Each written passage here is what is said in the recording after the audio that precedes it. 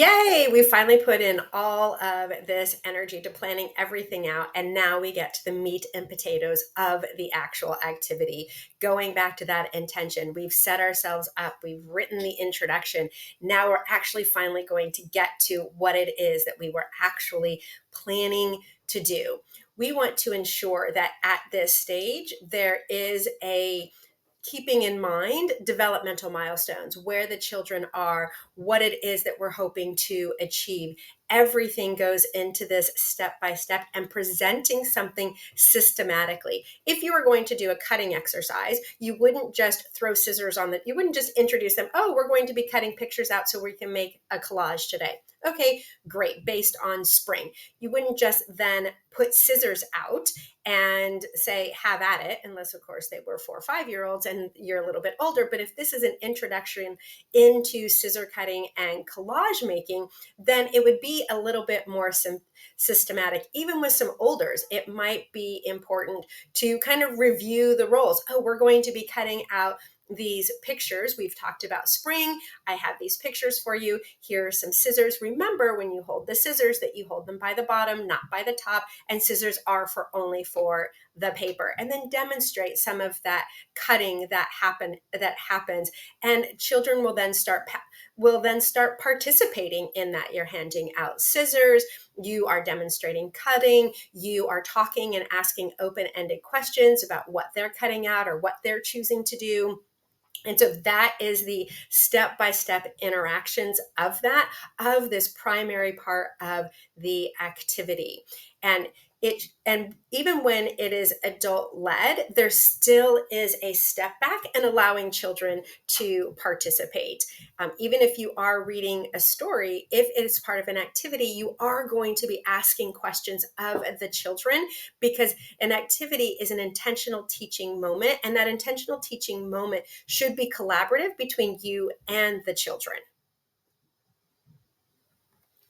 Okay, so now the why do we do this? Why do we write this down?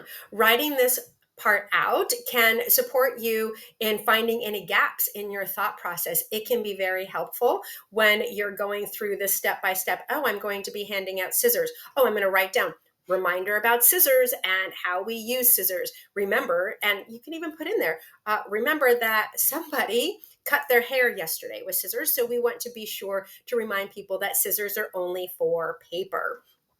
When reflecting back on this activity, it can support you in saying, oh, you know what, this worked well and this didn't work well. Oh, you know what, I missed this step. It wasn't necessary. I forgot to remind the children how we hold scissors, and there were no issues with them on holding scissors. I forgot to remind them not to cut their hair or other people's hair and only to cut paper, but nobody cut their hair. But you still might want to highlight that as a reminder coming along. So, and then it can also support someone else in supporting you in carrying out the activity. If you've got another adult in the room who may not necessarily be sitting with you, but is a part of the classroom environment and you may need support for them, then they're going to know exactly what you've got going on, what you've got planned, and that'll be easier for them to then support you. So let's look at how to carry out the activity. Let's look at some examples of those. And we're going to look at the same 3 activities and kind of pull those apart a little bit. Example 1. So the main steps of the activity, how it will be delivered, the role of the adult if needed, and note any key ideas that may need more explanation. All the things that I talked about in the why.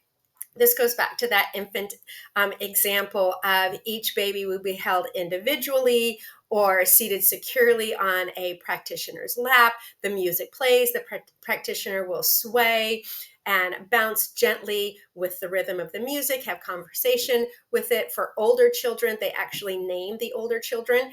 This will be very helpful to the adults. For the older children, like Raphael, who's 8 months old, Adam, who's 8 months old, having the colorful scarves will support this activity. So being very detailed, even when you can even include the differentiation inside of this, which we'll get to later, which is also very specific on how to help very specific children, but it can also be part of the step by step, because how you're engaging with those children might change based on their age or developmental ability. Really don't want to get too far into the weeds in this, because it is going to be coming later in the differentiation and thinking that through.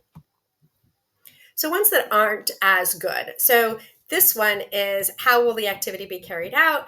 A warm up 5 minutes, march in place, walking through the forest, arm circles, looking for around for the bear, and gentle twisting. So that is more like the introduction of the yoga sequence, getting children ready to do the yoga sequence.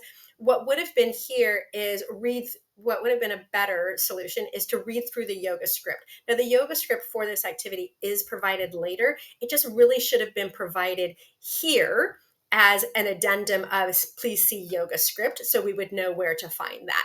And we would know that it's already there, that we wouldn't have to create it ourselves. And then the last one, which is not so good, is when a child is crying, for example. Take some of the pictures, happy and sad, that might be relevant to that situation.